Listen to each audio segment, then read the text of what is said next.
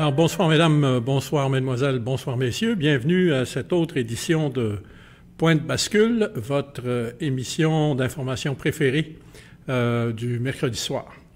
Alors, bien sûr, on est en pleine campagne électorale, donc difficile de passer à côté. Et on va commencer tout d'abord par faire une petite rétrospective là, des événements de la semaine de la campagne électorale. Et je dois vous dire que sur ce plan, c'est un petit peu moche à l'heure actuelle, un petit peu décevant. Il ne se passe pas grand-chose. Sinon, une espèce de jeu entre les partis très défensif. Et à l'heure actuelle, on est en train là, de secouer les pruniers là, pour faire décrocher les fruits les moins solides. Alors, c'est ainsi que la CAQ a perdu quelques joueurs, que le Parti québécois même a perdu quelques joueurs, et que, en fait, c'est l'application d'une stratégie mise au point déjà depuis une bonne vingtaine d'années par le Parti libéral, qui s'est doté d'une espèce d'escouade du linge sale, si on peut appeler ça comme ça, et qui est chargé d'éplucher les plumitifs de tous les palais de justice au Québec pour découvrir de l'information sur les candidats des divers partis et évidemment essayer d'obtenir des renseignements qui seraient de nature à compromettre les candidatures déjà annoncées.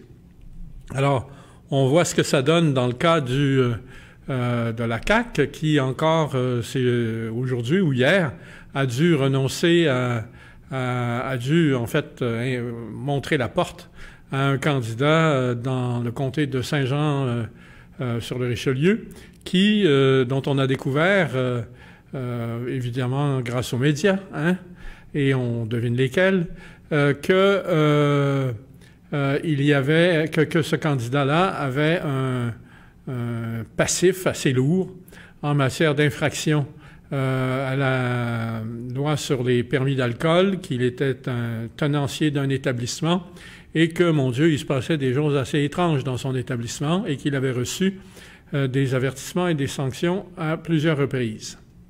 C'est le genre d'information qui aurait dû être découverte dans le processus d'approbation des candidatures. Mais, comme je l'ai déjà souligné à quelques reprises dans le passé, c'est que le parti, la CAQ, n'est pas un parti encore très organisé. En fait, à voir son fonctionnement, son cheminement jusqu'ici, on est plutôt de tenter de dire qu'il est plutôt désorganisé. Et ça montre finalement, ça traduit un manque d'expérience certain. Il devrait savoir que le Parti libéral fait ce genre de vérification-là. Il devrait évidemment être préparé en conséquence et il devrait bien sûr s'assurer que les candidatures des candidats qu'il présente sont absolument, que les dossiers des candidatures qu'il présente sont, entre guillemets, vierges. Alors, ce n'est pas le cas et on voit ce que ça donne. Alors, François Legault dit, ben écoutez, tout le monde fait des erreurs, on a fait une erreur, on la corrige immédiatement. Oui, bon, c'est un peu court comme excuse et ça traduit encore une fois le manque total d'expérience de la CAQ dans l'organisation des élections. Dans le cas du Parti québécois, il y a eu également deux candidats là, qui ont été obligés de se désister. Il y en a un dont on apprend ces jours-ci qu'il est sous le coup d'une seconde poursuite pour faculté affaiblie. C'est le cas du député Guy Leclerc. Et dans son cas, le chef du parti, M. Lisée, a décidé que ça ne constituait pas un motif suffisant de désaveu. Et je vous avoue que je suis porté à comprendre pourquoi et à accepter même que ce soit le cas, même si il reste quand même qu'il aurait dû informer le parti de sa situation avant que ce ne soit découvert et il aurait dû s'assurer que ça ne risquait pas de placer son parti dans l'embarras.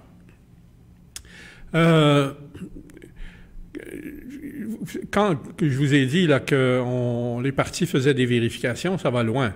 Je me souviens que dans mon propre cas, quand je me suis présenté comme député en 1994, le jour même du déclenchement des élections, un bulletin de nouvelles de Radio-Canada à 1h de l'après-midi annonçait que j'étais sous le coup de sanctions, enfin pas de sanctions, mais de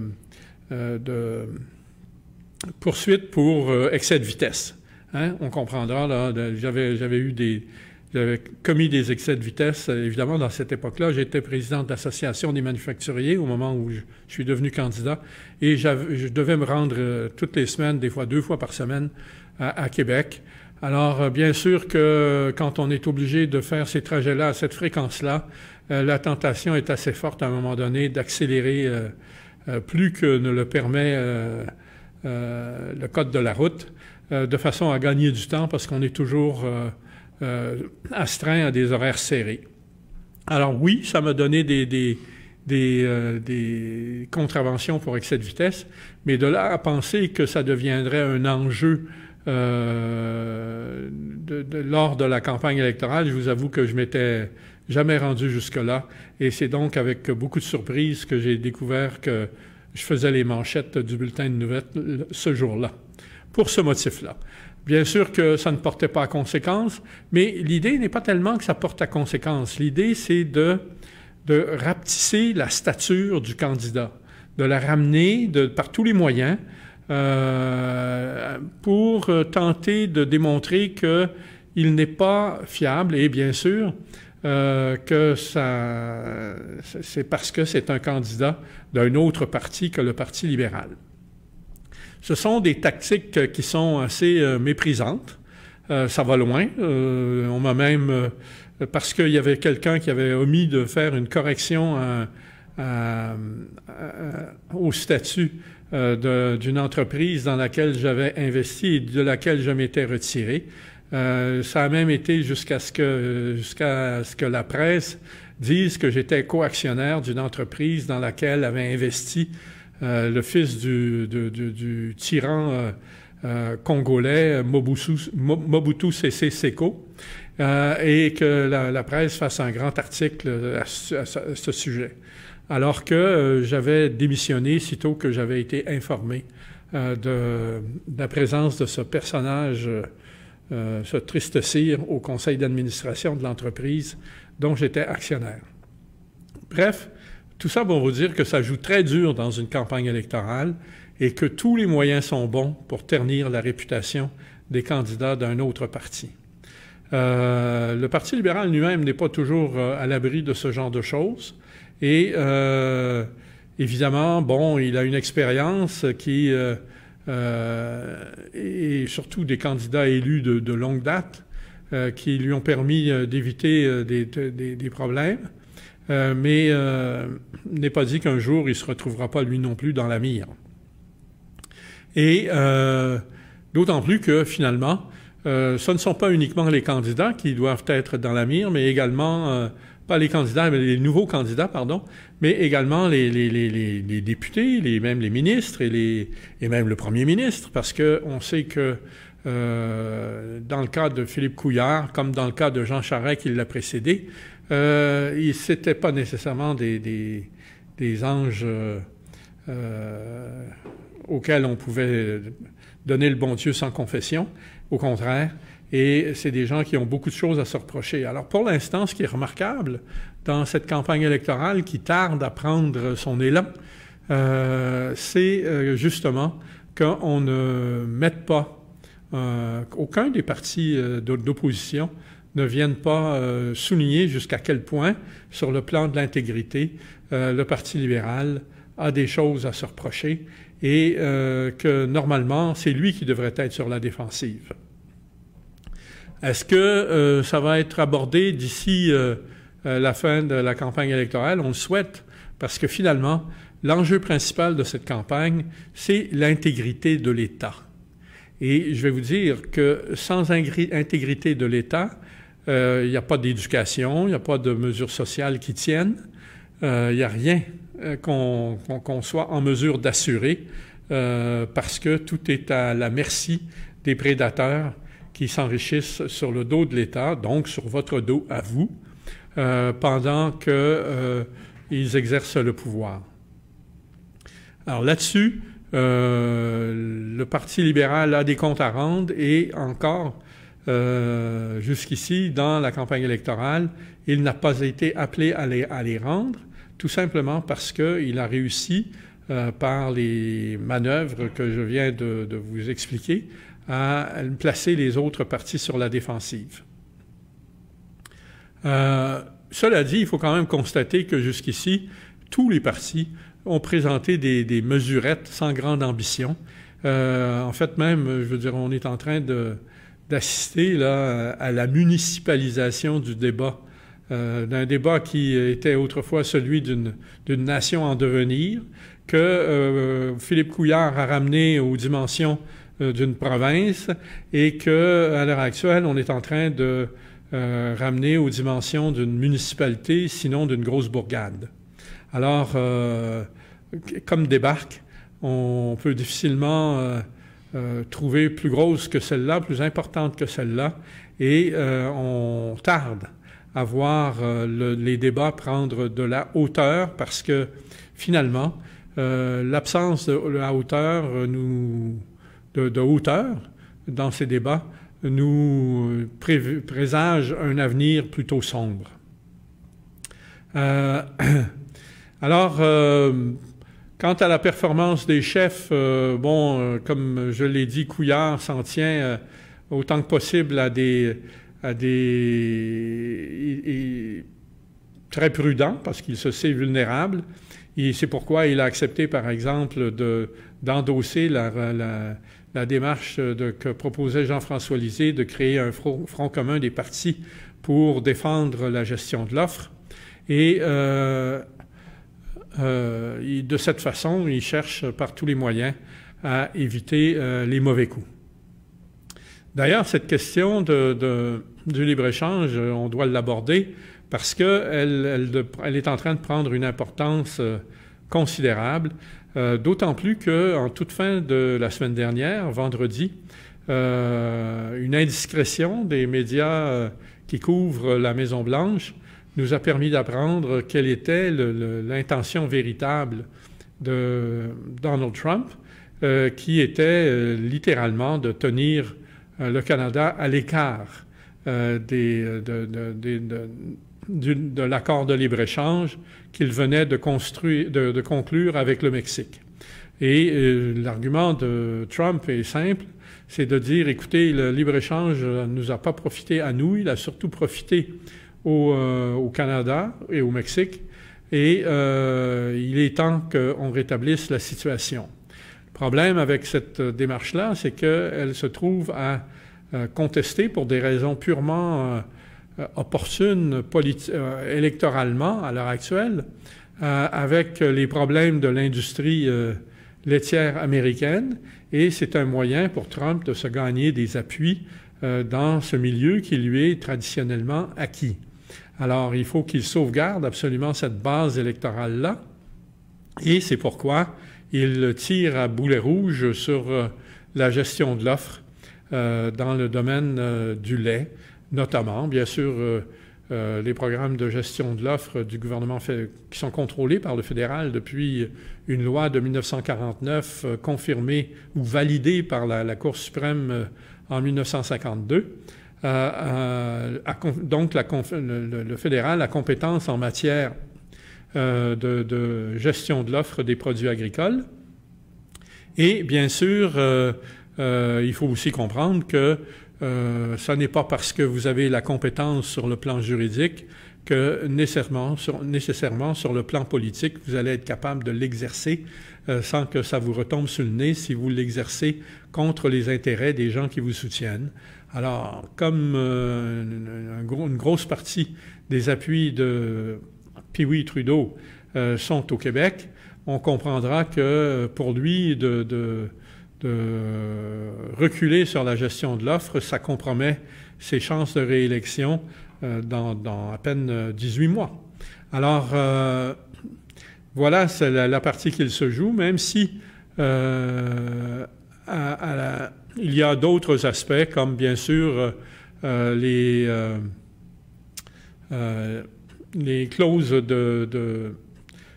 comment dirais-je, d'arbitrage en cas de litige, auquel le Canada tient beaucoup, parce que, bien sûr, quand vous avez comme voisin les États-Unis, un voisin aussi puissant, il est bien capable de vous écraser en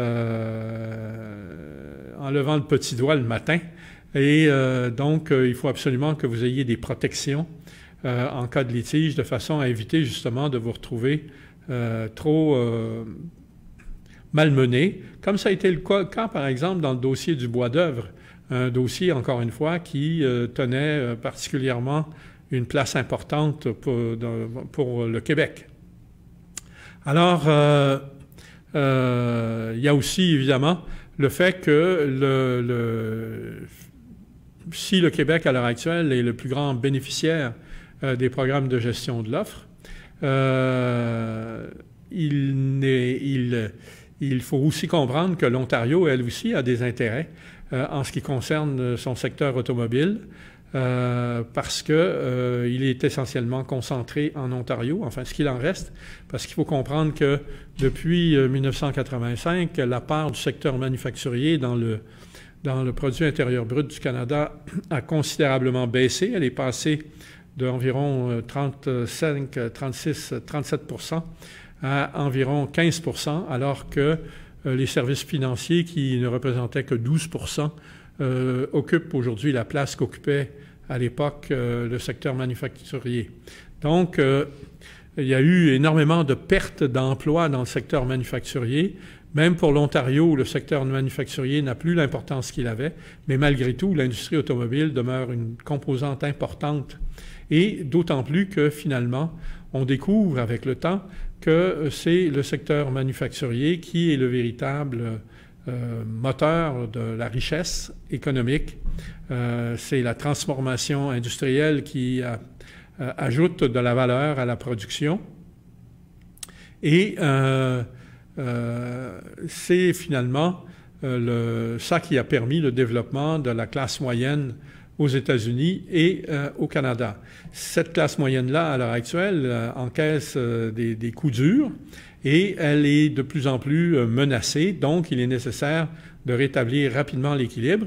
Et c'est évidemment le sens qu'il faut donner aux interventions de Trump, qui cherche par tous les moyens, et y compris même des moyens illégitimes dans un contexte de libre-échange comme celui de rétablir des barrières douanières et tarifaires, de ramener des emplois aux États-Unis dans le secteur de l'industrie et évidemment de rebâtir la classe moyenne qui a littéralement fondu au cours des 20 dernières années. Alors, c'est la situation dans laquelle on se trouve à l'heure actuelle et c'est ce qui explique beaucoup les positions du gouvernement américain à l'endroit du gouvernement canadien. Si bien qu'on est obligé de conclure que finalement, bien sûr que le style de Trump est agressif, arrogant, mais qu'il n'est pas du tout certain que si c'était un autre président, hormis les questions de style, on aurait des résultats très différents. Alors, les négociations ont repris à Washington aujourd'hui entre le Canada et les États-Unis, malgré les interventions intempestives de Trump de la semaine dernière. On dit que les négociations se déroulent de bonne foi, mais en bout de ligne, il faut comprendre qu'à un moment donné ou à un autre, on va heurter un mur. Et ce mur-là va nous dire de quelle façon Trudeau va s'y plier ou bien le laisser tomber complètement et puis accepter que le Canada se retire du libre-échange. Ça aurait des conséquences, il faut en être très conscient. et bien entendu que le gouvernement fédéral les examine. Bien entendu qu'il fait toutes les représentations aux États-Unis pour s'assurer que les Américains comprennent bien que leurs intérêts sont en jeu aussi. Mais il y a parfois des actes qui ont valeur de symbole et qui transcendent finalement les considérations administratives. Et pour l'instant, Trump a besoin de symboles pour la campagne de mi-mandat qui va se conclure là, vers la mi-novembre à peu près cette année. Alors, faudrait-il que le Canada accepte de reporter la suite des discussions sur le libre-échange après ces élections de mi-mandat? Peut-être sa position serait-elle meilleure, mais peut-être aussi pourrait-elle être pire. Et évidemment, c'est un pensez-y bien, c'est un risque à ne pas, dans lequel il ne faut pas se lancer là, les yeux fermés. On souhaite qu'il soit bien averti, mais on est aussi conscient que la tentation risque d'être forte pour le gouvernement Trudeau de céder, de lâcher du lest. Et évidemment, le Québec est menacé considérablement s'il décidait de lâcher du lest. Il pourrait le lâcher complètement en renonçant au programme de gestion de l'offre, ou bien il pourrait tout simplement agrandir les brèches qui sont déjà ouvertes et qui permettent, par exemple, aux producteurs de lait américains d'écouler sur le marché canadien un lait de spécialité qui sert surtout à la fabrication du fromage. Alors, c'est ce qu'il nous reste à voir. En attendant, les syndicats d'agriculteurs sont en train de fourbir leurs armes et se préparent à manifester de façon véhémente s'il fallait que le gouvernement fédéral prenne une décision contraire à leurs intérêts.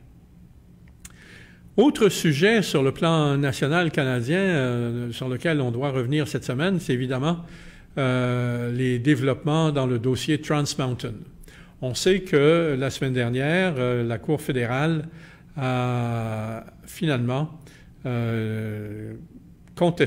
annulé, renvoyé le gouvernement fédéral à ses devoirs en disant que, en ce qui concernait l'évaluation des risques environnementaux au large des côtes de Colombie-Britannique et ou bien en ce qui concernait les droits des Autochtones, le gouvernement fédéral n'avait pas fait un bon travail d'évaluation et qu'il devait retourner à sa planche à travail. Ça survient dans un contexte où, il y a à peine quelques mois, le gouvernement fédéral a s'est engagé à dépenser une somme considérable, pas loin de 4,5 milliards, pour acheter la compagnie Trans Mountain. En fait, ce qu'il a fait, c'est d'abord garanti à la compagnie Trans Mountain, qui était l'opératrice du pipeline qui devait transporter du gaz et du pétrole depuis l'Alberta jusqu'au port de Vancouver, que ce pétrole-là, ou enfin que ce transit-là, finalement, se ferait dans des conditions sûres. Évidemment, la décision de la Cour fédérale place le gouvernement fédéral dans une très mauvaise situation. D'abord, c'est un tribunal qui le contrôle, qui le dirige.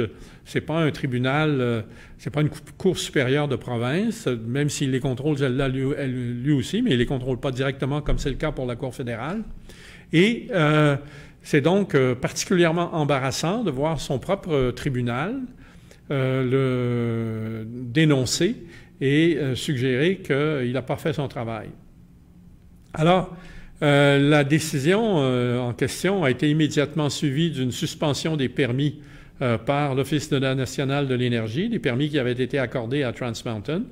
Et là, de nouveau, le fédéral est renvoyé à sa planche à dessin. Donc, mauvaise nouvelle, d'autant plus qu'immédiatement après ça, la première ministre de la Colombie-Britannique, Rachel Notley, du Parti néo-démocrate, en a profité immédiatement pour se retirer du programme de taxes sur le carbone géré par le gouvernement fédéral, en disant que ça n'avait plus sa raison d'être dans un contexte pareil. Et vous voyez là véritablement la patate chaude avec laquelle se retrouve pris le gouvernement fédéral. D'abord, il doit rassurer l'Alberta que son pétrole va être transporté. Il doit convaincre les Autochtones que leurs droits vont être dûment pris en compte dans toute mesure éventuelle. Il doit s'acquitter de son obligation envers Trans Mountain et payer les 4,5 milliards de dollars qu'il s'était engagé à payer au cas où il n'y aurait pas d'autres acheteurs que lui. Et il doit aussi démontrer pour l'avenir que le transport du pétrole et du gaz peut se faire de façon sécuritaire en Colombie-Britannique. Finalement, même si une autre décision avait renversé les prétentions du gouvernement de la Colombie-Britannique il y a quelques semaines, finalement, la position de la Colombie-Britannique se trouve entièrement validée par la décision de la Cour suprême, la Cour fédérale, et la décision subséquente de l'Office national de l'énergie. Alors, vous voyez le panier de crabes dans lequel s'est fourré le gouvernement Trudeau, et il n'est pas du tout certain qu'il va être capable de s'en sortir sans, encore une fois, sacrifier des intérêts qui vont évidemment se retourner sur lui lors de la prochaine campagne électorale fédérale. Alors, ça nous permet de clore finalement la première section sur l'actualité nationale, et on va prendre une petite pause de quelques minutes avant de vous revenir pour aborder le dossier de l'actualité internationale.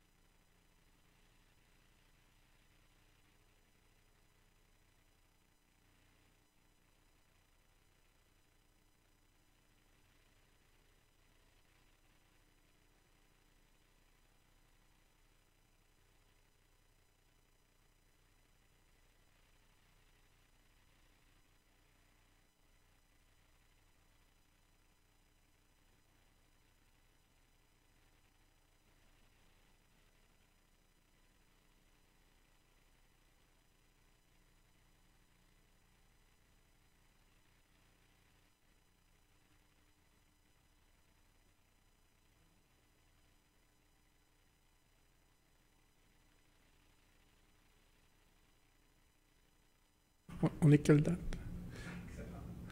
Alors, bonjour à tous et nous voici de retour pour le segment de l'actualité internationale. C'est Point de bascule, votre émission d'information du mercredi soir, et c'est l'édition du 5 septembre 2018, bien sûr. Écoutez, sur l'actualité internationale cette semaine, il y a un développement assez spectaculaire. On apprend que la popularité du président Macron a subi une chute assez spectaculaire entre les mois de juillet et août, et qu'il se trouve désormais à 31% dans les sondages, donc à un point de moins que François Hollande au même moment dans son quinquennat. C'est extrêmement significatif, ce qui est évidemment extrêmement spécial, c'est qu'il ait perdu autant de points en si peu de temps. Alors, qu'est-ce qui s'est passé en si peu de temps? Bien sûr, il y a eu la fameuse affaire Bonella, là, qui est en train de miner la crédibilité du gouvernement. Il y a aussi la démission de Hulot, le ministre de l'Environnement, qui, on l'a vu dans des circonstances assez spectaculaires, directement sur un plateau de télévision, a annoncé sa démission, et il a avoué par la suite qu'au moment où il est arrivé sur le plateau, il n'avait même pas encore pris la décision de démissionner. C'est uniquement lorsque il avait pris connaissance des questions des auditeurs, des spectateurs, qu'il s'était rendu compte que, décidément, sa position était devenue intenable. Alors, c'est un monsieur qui est bien connu dans les milieux de l'écologie, et donc sa démission fait très mal au gouvernement, qui le remplace, on l'annonce ces jours-ci, par celui qui était jusqu'ici le président de l'Assemblée nationale, François de Rugy, et ça amène évidemment une personnalité assez terne, là, il faut s'entendre, et surtout absolument dénué de quelque compétence que ce soit en matière d'environnement. Et ensuite, ça soulève évidemment la question de la nomination d'un nouveau président à l'Assemblée nationale. Et le président Macron a choisi de prendre un risque. Dieu sait si pourtant il n'est pas dans une situation pour le faire, en nommant un fidèle qui avait déjà soulevé la controverse à quelques reprises dès l'élection Emmanuel Macron, il y a déjà 18 mois. Alors, la politique française est en train de prendre un tour très vilain. Elle est en train de montrer, en même temps, on comprend que dans une position de faiblesse, parce que c'est effectivement de ça qu'il s'agit, la capacité d'influence du gouvernement du président Macron sur le plan international s'en trouve grandement affectée, que le leadership qu'il souhaitait prendre dans les affaires européennes devant la baisse de popularité du gouvernement Merkel, on repassera. En fait, il se trouve dans une situation encore moins bonne que celle de Mme Merkel. Et finalement, c'est toute la question du leadership européen qui se trouve posée du fait de la faiblesse et de Macron et de Merkel. Alors, pendant ce temps-là, en Europe, il y a des forces de division qui s'agitent et qui s'agitent assez férocement, merci. On sait que déjà, il y a des pays d'Europe de l'Est, comme la Hongrie, la Pologne et la République tchèque, ce qu'on appelle le fameux groupe de Visegrad, qui sont contre les politiques européennes, notamment en matière d'immigration. Et on sait aussi que l'Autriche a exprimé de nombreuses réserves. On sait qu'en Allemagne, le parti de gauche de Mme Sarah Wagenknecht a décidé, elle aussi, lui aussi, pardon, c'est le parti dont il s'agit, a décidé de remettre en question les politiques migratoires, alors que le soutien de la gauche à ces programmes-là, à ces politiques-là, était acquis presque historiquement. Alors, on voit que, à l'heure actuelle, l'Europe est en train de se fractionner selon la ligne de soutien aux politiques migratoires. Et certains disent carrément que c'est la civilisation européenne qu'il faut sauver. Évidemment,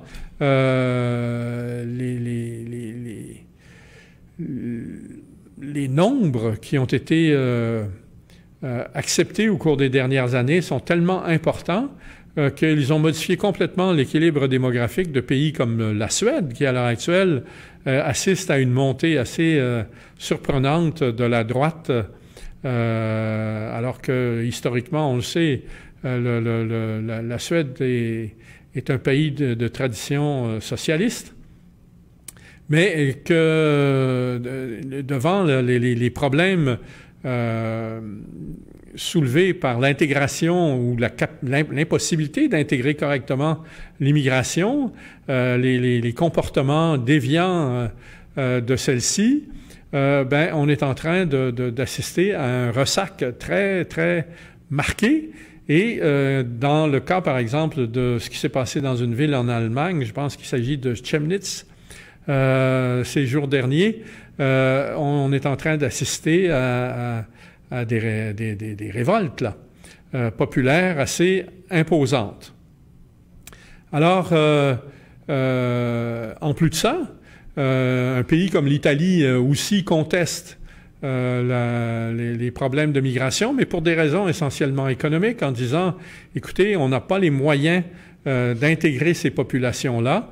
On est obligé de débourser des sommes considérables pour leur venir en aide sur le plan social et on est contraint par des restrictions budgétaires dans le cadre du traité de Maastricht qui nous empêchent de nous acquitter correctement des obligations qu'on a. Donc, il faut faire quelque chose. On ne peut pas continuer à ce rythme-là, ou bien alors il faut faire sauter les verrous budgétaires. Et il semble bien que l'Italie soit en train de préparer justement un coup de cette nature-là, parce qu'il doit déposer vers la mi-septembre, vers le 19, si ma mémoire est fidèle, son budget, et il risque d'aller carrément à l'encontre des directives de Maastricht, donc de risquer de placer l'Italie en opposition frontale avec la bureaucratie de Bruxelles.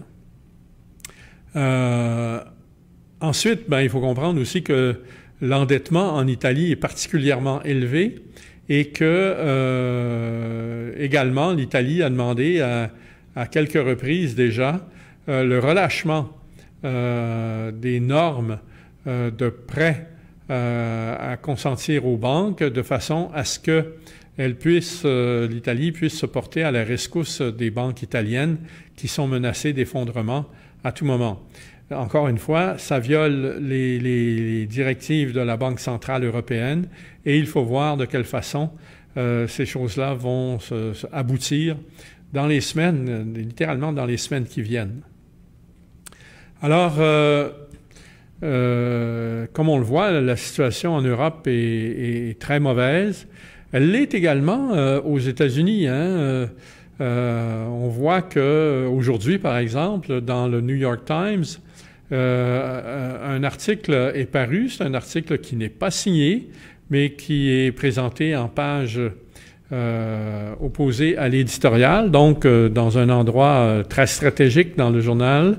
Et c'est le témoignage d'un membre du personnel de la Maison-Blanche qui reconnaît clairement appartenir à une cellule d'opposition à Trump et qui dit qu'il y a plusieurs personnes qui sont dans la même situation que lui et que ces personnes-là cherchent par tous les moyens à neutraliser l'action du président Trump. Alors, vous imaginez là à quel point la situation est rendue grave lorsque, à l'intérieur même de la Maison-Blanche, contrôlés en principe par le président, il y a désormais des personnes qui affichent leur dissidence et même leur opposition et qui le font de façon très publique dans les pages du New York Times. Bien sûr, pour le New York Times, tout ça, c'est du bonbon. Eux, ils sont dans un exercice qui vise à comment dirais-je, démolir la présidence de Trump, à l'abattre.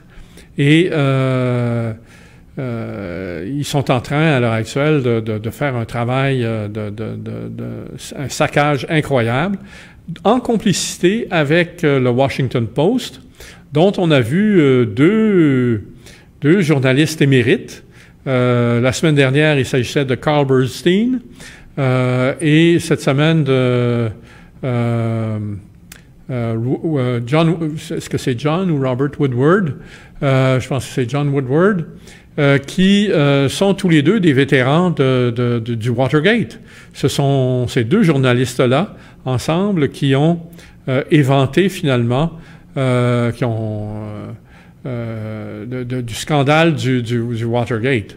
Alors le fait que c'est des gens qui jouissent dans le métier d'une réputation considérable, ils ont gagné des prix Pulitzer tous les deux, et évidemment de les voir s'en prendre aussi directement à la présidence, ça constitue un signe de la force avec laquelle, des forces contre lesquelles Trump doit désormais composer, non seulement dans l'État profond américain, mais au sein même de sa Maison-Blanche, de son gouvernement. C'est une situation à suivre, elle va mal se terminer et on ne sait pas trop encore de quelle façon. Bien sûr que pour l'instant, le dossier de l'impeachment, de la destitution finalement, du président Trump n'est pas encore très complet, très probant, et qu'il va falloir, s'ils choisissent cette voie-là, qu'ils trouvent des arguments encore plus frappants. Mais ce qu'il faut comprendre dès maintenant, c'est à quel point cette situation-là est en train de créer de la pression sur le président Trump, de l'isoler complètement et de l'empêcher finalement de gouverner, d'exercer son mandat de président. Alors, le seul recours qui lui reste, évidemment, c'est qu'il est le commandant en chef des armées. Et c'est sans doute la seule prérogative là qu'il va être en mesure d'exercer.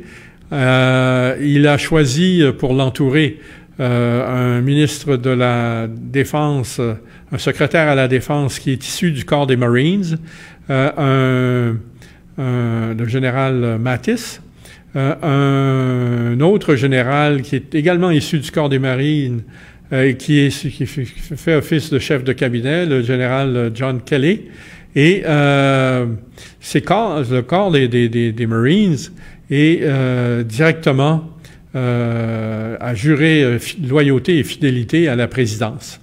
Alors, vous comprenez que quand on ne dispose plus que de ces leviers-là, les moyens qu'on peut employer pour arriver à faire sa marque sont plutôt limités et que ça risque de prendre une tournure militaire inquiétante assez rapidement. Alors, il faut aussi savoir que Trump est complètement bloqué parce qu'il ne peut pas non plus se fier au FBI. Le FBI, la loyauté du FBI est loin de lui être acquise. L'ancien chef du FBI, Mueller, et le fameux enquêteur spécial là, dans l'affaire des écoutes de Mme Clinton. Et il y a plusieurs membres de la haute direction du FBI qui ont clairement affiché un biais politique en faveur de Mme Clinton et contre Trump. Alors, ça crée une situation difficile. La CIA, on n'en parle pas, elle est aux mains de l'État profond et elle fait un petit peu ce qu'elle veut, comme elle veut. C'est un électron libre à l'heure actuelle dans la politique américaine, puis c'est un électron libre dangereux compte tenu des moyens dont absolument ahurissants, invraisemblables, des milliards et des milliards de dollars d'argent, à la fois de l'argent officiel et d'argent sous la table qu'il a obtenu dans le cadre des activités criminelles qu'il menait dans le domaine du commerce de la drogue, par exemple, du trafic de la drogue. Alors, c'est une situation qui est vraiment grave. On a peine à s'imaginer qu'un pays comme les États-Unis en soit rendu à ce niveau. Et on comprend que, en même temps que le monde prend conscience de cette vulnérabilité-là, eh bien, les États-Unis perdent de l'influence. Et cette perte d'influence est très marquée au Moyen-Orient. On voit que la Turquie est désormais sur le bord de changer de camp et de se joindre aux Russes, aux Iraniens et aux Syriens. Et on voit que le Pakistan, qui vient d'élire un nouveau président, a décidé lui aussi de couper ses liens avec les États-Unis. On voit l'Inde refuser de se conformer à la directive qui lui a été au Conseil, on va appeler ça plutôt les conseils plutôt qu'une directive, qui lui a été faite par les États-Unis de ne pas acheter de missiles S-400. Et on comprend à travers ces situations-là que les États-Unis cherchaient, avec des mesures d'interdiction pour les S-400 à la Turquie et à l'Inde, à protéger ses propres marchés d'armement et est en train finalement de perdre ces marchés-là au bénéfice de la Russie. Alors, ça explique beaucoup de choses. On sait qu'à l'heure actuelle, les États-Unis cherchent à influencer la formation du gouvernement en Irak, qu'ils ne parviennent pas à imposer leur candidat aussi facilement qu'ils en étaient capables encore il y a quelques années. Et on voit que malgré le fait qu'ils aient occupé l'Iran pendant plusieurs années, ils n'ont pas réussi à se gagner les appuis de la population, ni évidemment de la classe politique. Ce qui est assez déplorable et qui nous donne une indication du genre de style qui est le leur.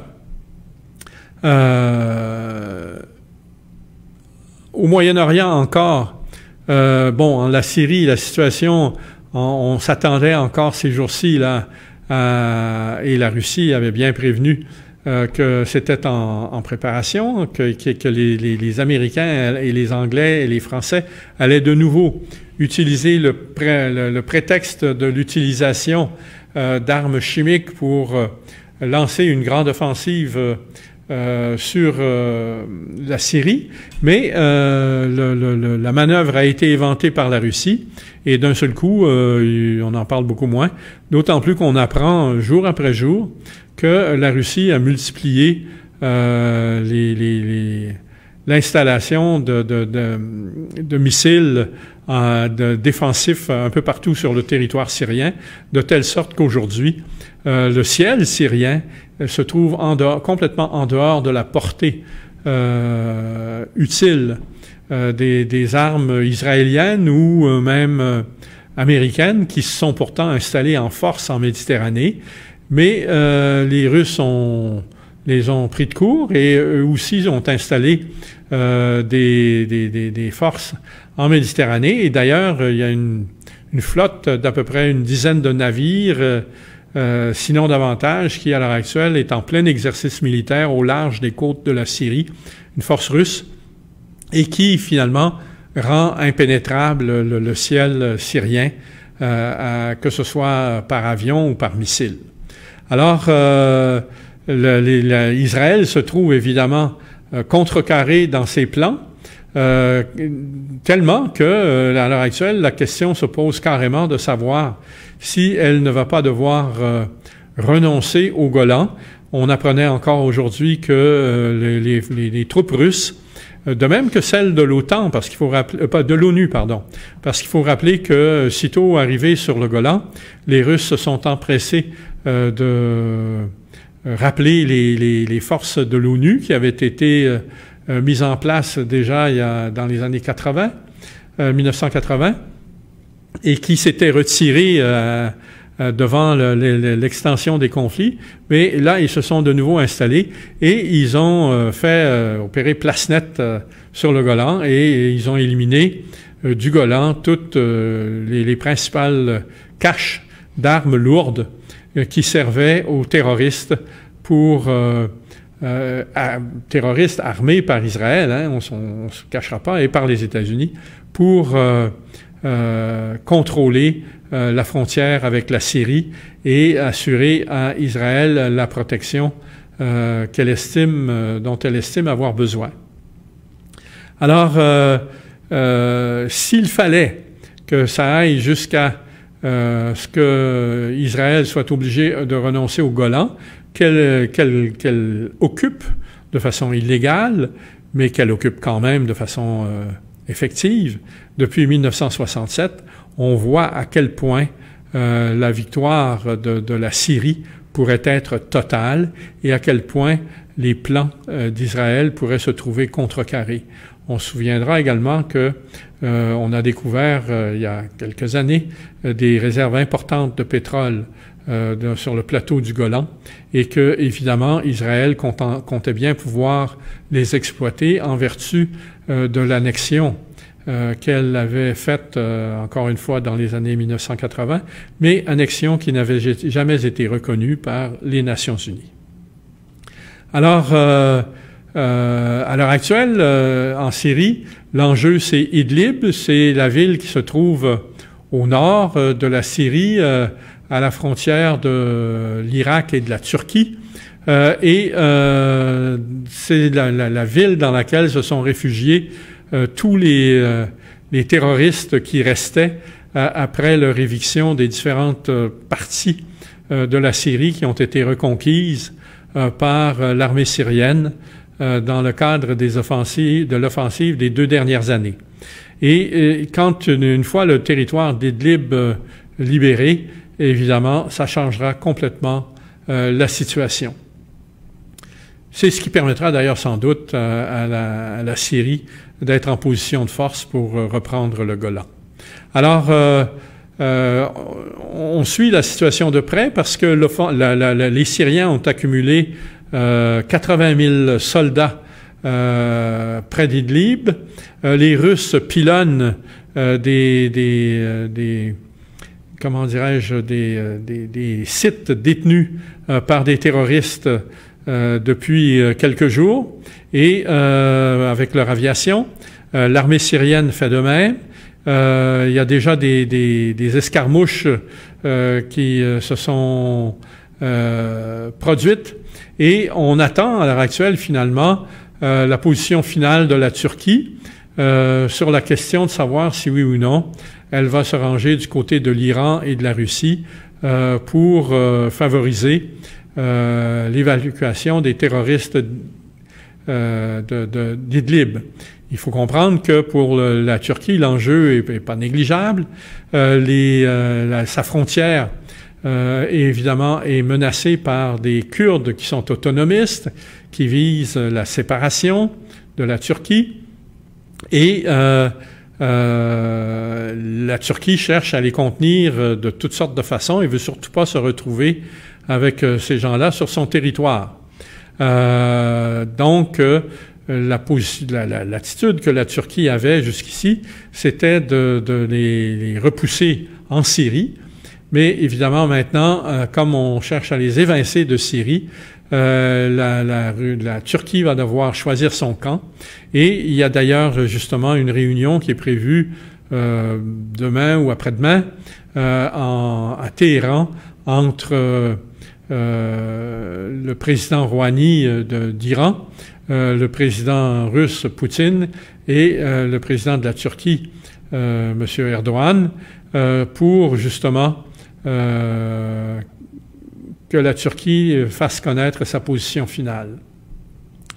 Et sa position est évidemment difficile dans la mesure où la Turquie demeure encore à ce jour un membre de l'OTAN, mais les problèmes que lui ont causés l'OTAN dans la question de l'acquisition des S-400, dans le retard de la livraison des F-35 au financement au financement desquels elle avait déjà largement contribué,